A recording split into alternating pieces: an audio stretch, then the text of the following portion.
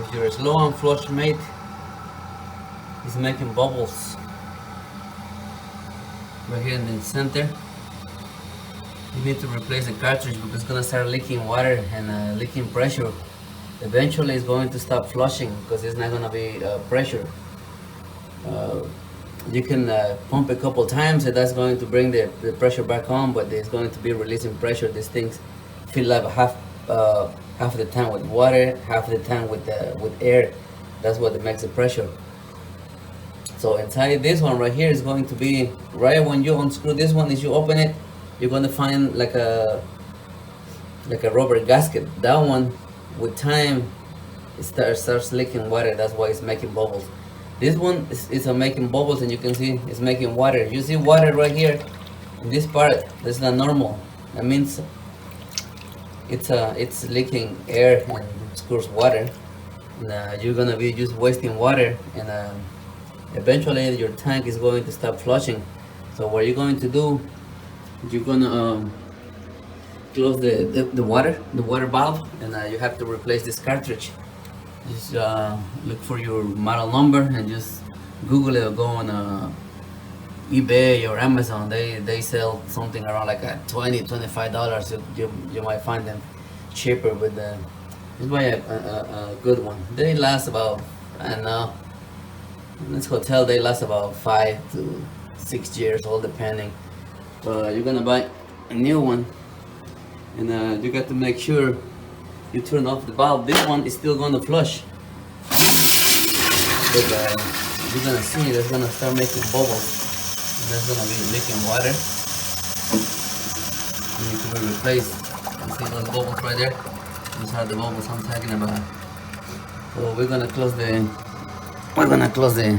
water valve down here to release the pressure of the tank.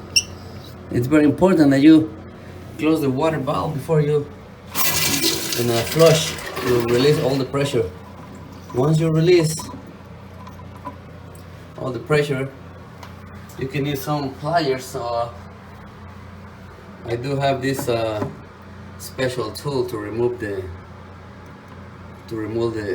cartridges.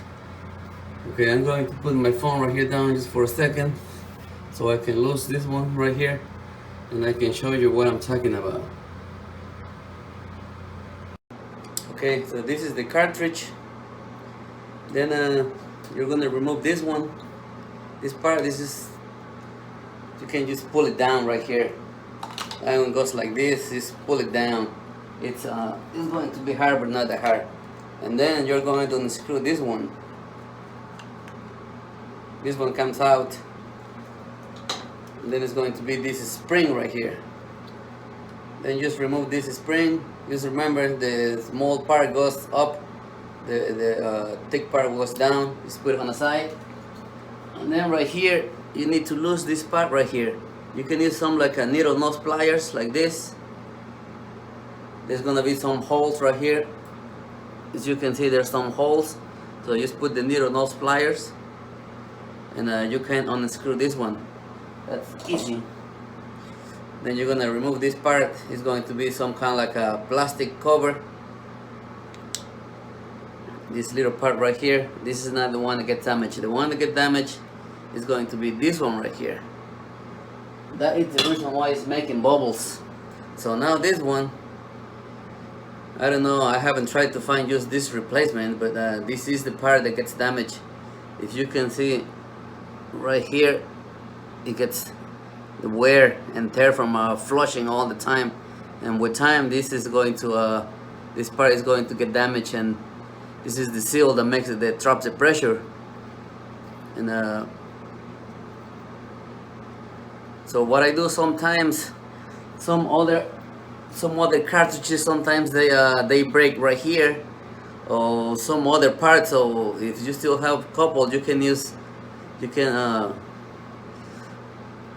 like recycle the parts and you can use them. Like in this case, this one is really bad, but I don't have any on hand, so I have new cartridges. So I'm going to throw this away and just like get a new, just use a new cartridge, have a new cartridge. But this part right here, this part is still good. There's nothing wrong with this one or anything else.